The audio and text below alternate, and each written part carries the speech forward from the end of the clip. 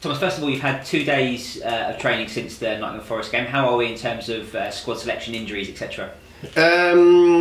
We are good in terms of that. It's mainly, again, Emiliano Marcondes and Lewis McLeod who's out. The doubt is Rico Henry. We will test him going into the game. Besides that, everybody's fit, ready to go.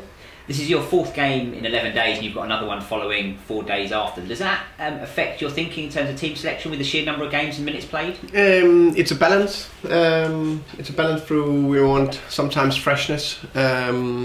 Sometimes we need to, or want to, keep the foundation and the players who have been performing well in the 10 games unbeaten run. But a lot of players chipped in, with good performance and minutes and helped the team.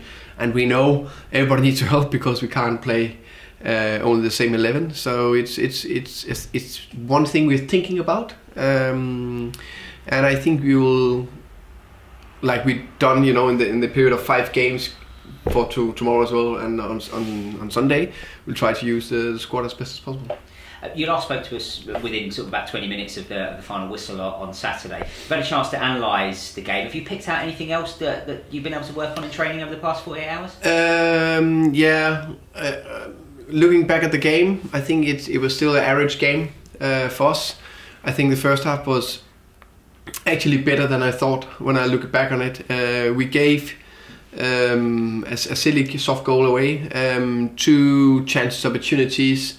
Beside that, we dominated the rest of the half, created enough chances, opportunities to score, be in front actually. Second half, I think we gave away 3 or 4 big chances, and that's not what we want and what we are about. But still, on average, stay very, very close to get a point, and that's the most disappointing thing. The most disappointing thing that we didn't get that. But going forward, we know we're a good team. We know we're a good side. So especially the 10 games unbeaten run show that we are a very good side, and good sides, they bounce back. So we have a perfect opportunity to bounce back and raise our defensive bar and the awareness in those areas. At a Wednesday night at Griffin Park under the floodlight, we're looking forward to it, and with the backing from our fans.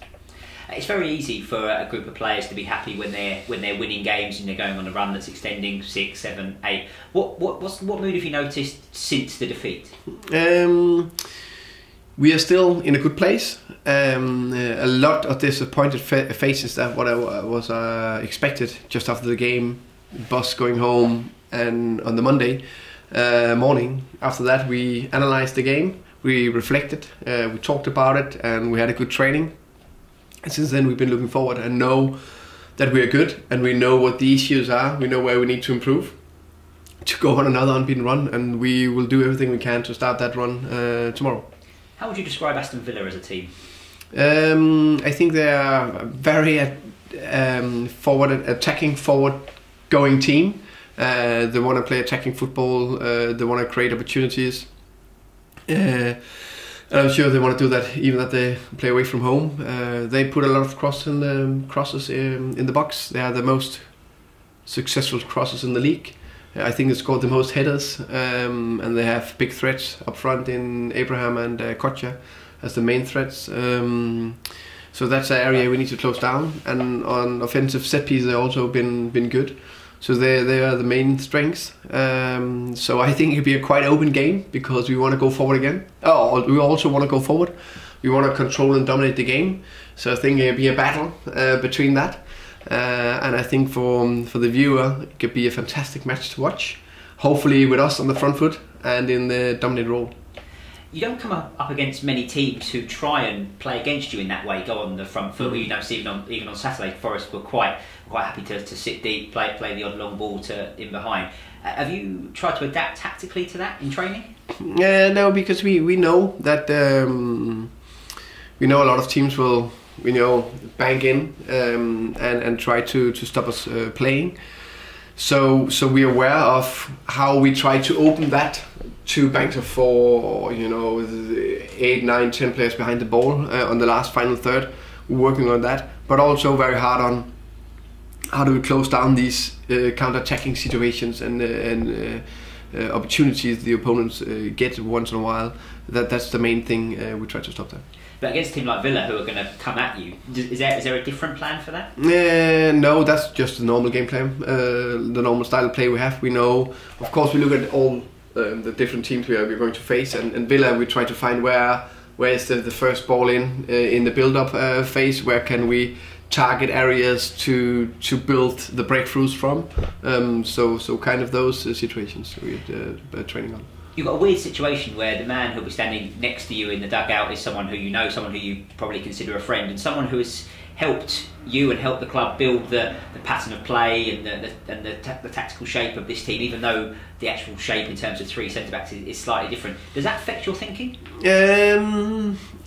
No, of course. I think every time you go into a game, you try to think how is the other manager thinking, and the coaching staff behind that. And how can we try to work around that and fight the three must-win battles? In this case, we have a manager who knows everything about us. You know me very well. You know all the players, weakness, strength. So there's no secret. And I think in modern football, I think there's very few secrets as well, because everybody get the tactical view of all the games, so we can see every pattern. The last 25th game they have played, so we know that very well.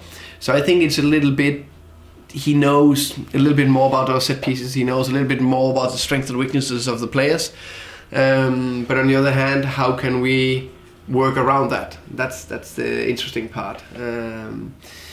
But in the end of the day, we just need to do everything we can to play up to our best and top perform. Then I think it doesn't matter about tactical issues, go right or left. I'm sure there'll be a focus from the TV cameras on the two respective dugouts. You'll be next to each other, having worked alongside each other. What do you expect that pitch side to be? You've worked with Dean. Is it going to be a lively place? No, I think it'll be okay. I think we both have a bit of a temper, but we respect each other very much. But in the heat of the moment, it's not a problem if there's a word or two flying across the dugouts. But honestly, I think it'll be very calm in a way, focused on what we can affect on the pitch, and shake hand and a hug before the game, and have a beer after the game, and discuss a little bit football than life. And finally, you've got one of those Griffin Park nights under the floodlights that we talk about a little bit, that really enclosed ground, and it'll be chilly February evening, and like, how much do you enjoy those nights? That's those nights are the essence or the nectar of English culture and football. Where if you go to England and you have an opportunity to work there, it's one of those nights where I think, wow, I'm really trying it and enjoying it, and then experience those moments. And I'm looking forward to it. I know the players looking forward to it, and the staff, and all of us just let's go out there, bounce back, have another magical moment at Griffin Park.